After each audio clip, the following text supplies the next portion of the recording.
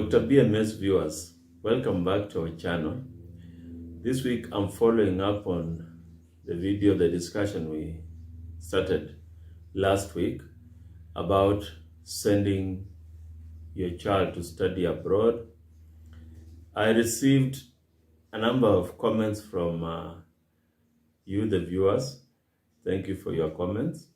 And people were interested to know a little bit more about our experiences with some of the cases that we've received in treatment after they've come from abroad and they didn't do so well. They got into addiction to alcohol and drugs. And others were asking what more we can do to prevent, we can help parents to prevent these problems. So I would like this discussion to continue. As I said last week, that there are no easy answers, because on the one hand, every parent would like to have their child get a good education, to give them a good start in life. And going to school, be it here in Kenya or abroad, is one of the ways. So if you can get that chance, then it is a good thing. And unfortunately, in the process, some of these youngsters may be tempted to get into wayward behavior, including abusing alcohol and drugs, and then it becomes a problem. But the problem cannot forestall what needs to be done, like getting an education. So yes, we need to try all the time to keep them away from bad influences, to keep them away from trouble. But the education must go on. So while I encourage more discussion on this topic by asking you viewers to send in more comments and observations, I would like in today's video just to briefly encapsulate some of the comments that have come as a way of expanding more on what I discussed last week. I said that last week, I said when our young people go out of our country, Kenya or Africa, and they go abroad, mainly overseas, they find cultures that are very different from our own.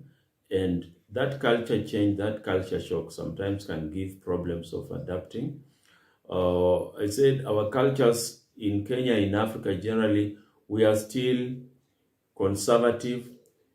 I'll call it conservative communalism. We stay in communities where we feel bound to each other strongly.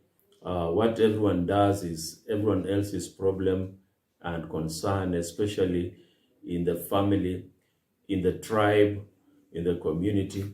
And we are conservative about this. That's why I'm calling it conservative communalism.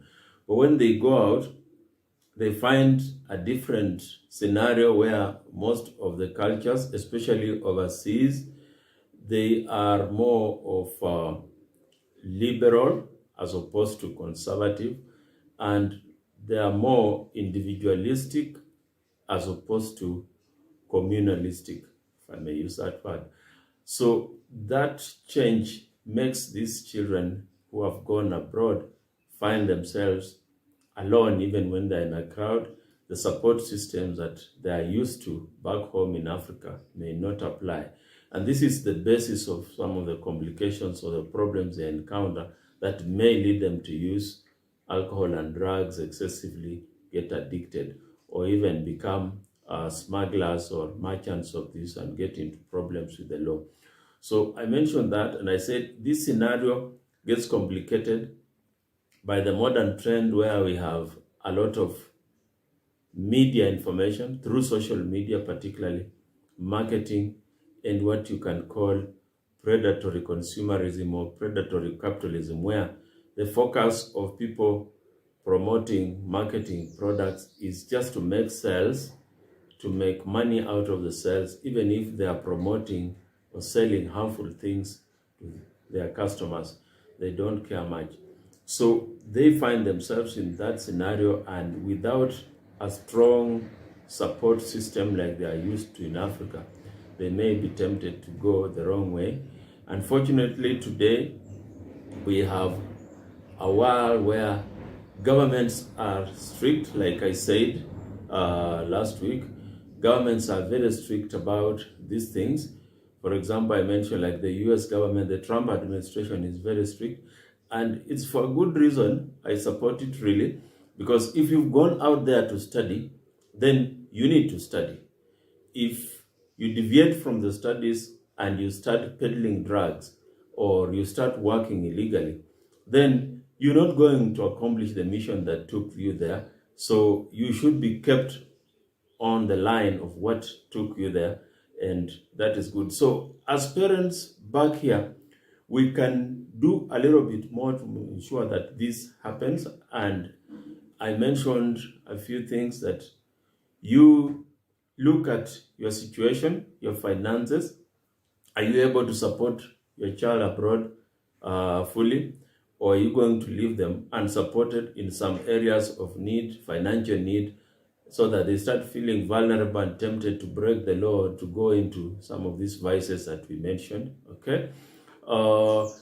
Could you let your child study here and go abroad for a second degree when they are mature, when they can make better decisions, when they can resist temptations better? Those are some of the things that I suggested. Readers have come in with other things. One viewer said his experience was that there are parents who force their children to go abroad, even when the children are not as convinced, as willing, but they leave them with no choice but to go abroad and study, because a chance has come, and to go abroad and study, to go overseas is good. And so these children go in to study because mom and dad has sent me to go. When you coerce them, they lack the motivation sometimes, and when they get there, they may not put in the effort that is required to adopt the new environment, to study and succeed, and they can get easily lured into other behaviors that are not supporting their education. There is a viewer who mentioned that some parents send children with behavioral problems to go abroad, as if that is one way of treating these problems. You know right away your son or your daughter has got some behavioral problems right here at home. They're dabbling in wayward behavior. Maybe they have started abusing drugs, they have started breaking the law, or getting police reports from neighbors, and you haven't done much to correct this problem. But an opportunity comes, or you look for an opportunity to send them to study abroad, as if you're taking the problem away from you, and therefore it is going to solve itself. And in most of these cases, they just transfer their waywardness or their bad behavior abroad, but now they're going to do it in an environment where people who care for them, truly care for them, are not there. The social support systems that are available in Kenya, in Africa, are not there. And so you are on your own, like I said. Liberal individualism, you are on your own. If you break the law, then you are facing the consequences in a court of law, or worse than that. And so it is not advised that you should send your son or daughter abroad to study when you know already that this child has got problems with behavior and studying here. You better do something to rectify this problem, including seeking professional help, be it from counseling therapy, be it from behavior change institutions like rehabilitation centers, before you send this child to go out and study abroad on their own. As I said, I would like this conversation to continue. So I would like more viewers to send in more comments and let's keep discussing. What do you think? What have you experienced? What would you do if you are in a scenario where a chance comes to send your child abroad, and maybe there's one thing or two that are not so well aligned for that? Let me know in your comments. And as I said, we just about to hit our 1,000 subscriber mark. Please subscribe to our channel. Share this video with a friend, a family member who is contemplating or planning sending their children abroad for study, or their children are already there, and just this message reaching them may stimulate them to think about something that they can do more or better and achieve good results for the education of their child who is studying or planning to go study abroad, and their family in general. Thank you, and see you again in another video of Dr. BMS.